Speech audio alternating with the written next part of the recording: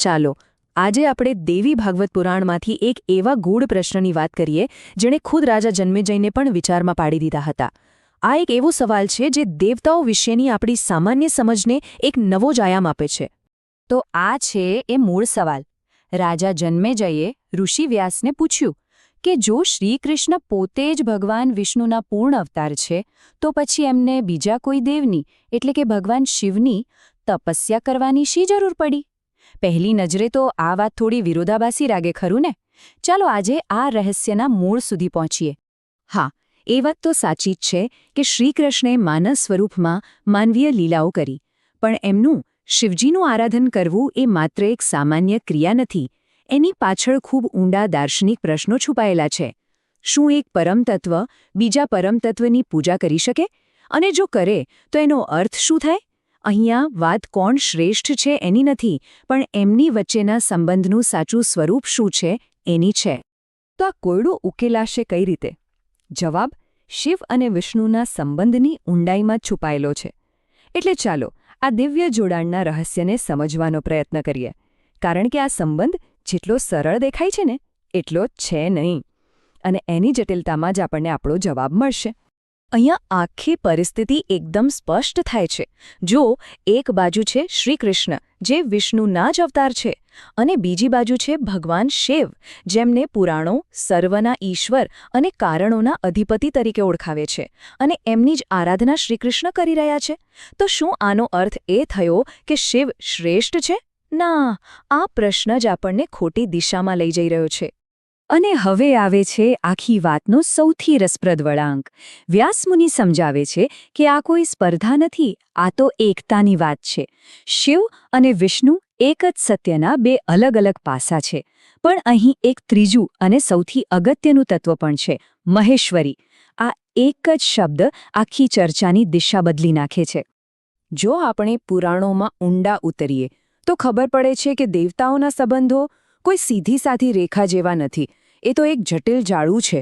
ક્યાંક એવું કહેવાયું છે કે બ્રહ્મા વિષ્ણુમાંથી અને રુદ્ર બ્રહ્મામાંથી પ્રગટ થયા, તો ક્યાંક એવું પણ છે કે રુદ્ર સીધા જ શિવની ઈચ્છાથી પ્રગટ થયા. આ બધું એ જ બતાવે છે કે સત્તાનું કોઈ એક કેન્દ્ર નથી, પણ એક ગહન આંતરસંબંધ છે. અને અહીંથી આખી વાત પલટાઈ જાય છે. ઋષિ વ્યાસ સ્પષ્ટ કરે છે કે જવાબ એ ચર્ચામાં નથી કે શિવ મોટા કે વિષ્ણુ. જવાબ તો એક એવી પરમ શક્તિમાં છે જે આ બંનેથી પણ પરે છે અને આ બંનેનું સંચાલન કરે છે. તો નિર્ણાયક મુદ્દો એ છે કે આ ભગવતી કોણ છે? તે છે પરમદેવી, આદ્ય શક્તિ. એ શાશ્વત ઊર્જા જેમાંથી આખો બ્રહ્માંડ જન્મે છે અને ચાલે છે. શિવ અને વિષ્ણુ પોતાની તમામ મહાનતા છતાં એ જ મૂળભૂત શક્તિના અંશ છે. એ જ પેલી અર્ધમાત્રા છે જેની વાત આપણે હમણાં જ કરી. આ વાક્ય પર ધ્યાન આપજો. આખી વાતનો સાર આમાં આવી જાય છે. ટૂંકમાં સર્વનો વ્યવહાર ભગવતીને જ આધીન છે. આનો મતલબ એ થયો કે શિવ હોય, વિષ્ણુ હોય કે બ્રહ્મા, કોઈ અંતિમ નિયંત્રક નથી. એ સત્તા, એ શક્તિ માત્ર અને માત્ર ભગવતીની છે. પણ સવાલ એ થાય કે ભગવતી આ બ્રહ્માંડનું સંચાલન કરે છે કેવી રીતે? જવાબ છે યોગમાયા દ્વારા. યોગમાયા એ પરમદેવીની જ ક્રિયાશક્તિ છે.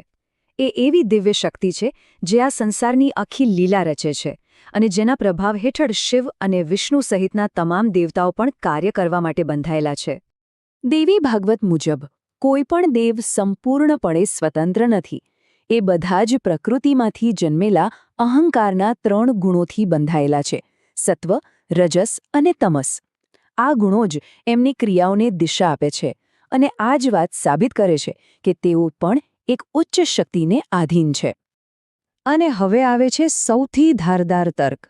જો ભગવાન વિષ્ણુ પોતે જ સંપૂર્ણ સ્વતંત્ર હોત તો એમને વારંવાર ગર્ભવાસની પીડા સહન કરવાની શું જરૂર પડે?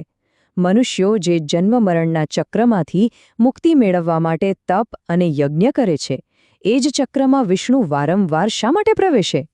અને દેવી ભાગવત પુરાણનો અંતિમ જવાબ છે કારણ કે સર્વદેવો યોગ માયાને વશ છે.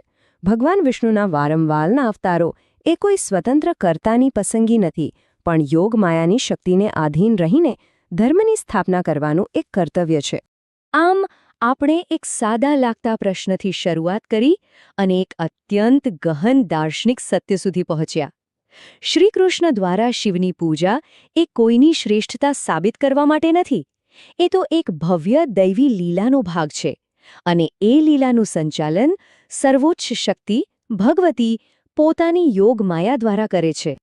તો ચાલો આખી સફરને ફરી એકવાર ટૂંકમાં જોઈ લઈએ. આપણે એક પ્રશ્નથી શરૂઆત કરી, પછી દેવતાઓ વચ્ચેના જટિલ સંબંધોને સમજ્યા અને અંતે એ પરમ સત્ય સુધી પહોંચ્યા કે તમામ દૈવી ક્રિયાઓની પાછળ એક જ શક્તિ છે, ભગવતીની યોગમાયા.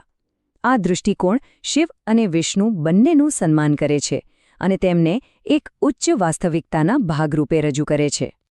વ્યાસમુનિ આટલું બધું સમજાવ્યા પછી રાજા જન્મેજયને આ વાક્ય કહે છે. આનાથી એ સ્પષ્ટ થાય છે કે શિવ અને વિષ્ણુની આખી કથા તો માત્ર એક ભૂમિકા હતી, એક પ્રસ્તાવના. અસલી કથા તો હવે શરૂ થાય છે, યોગેશ્વરીની કથા, એટલે કે ખુદ ભગવતીની.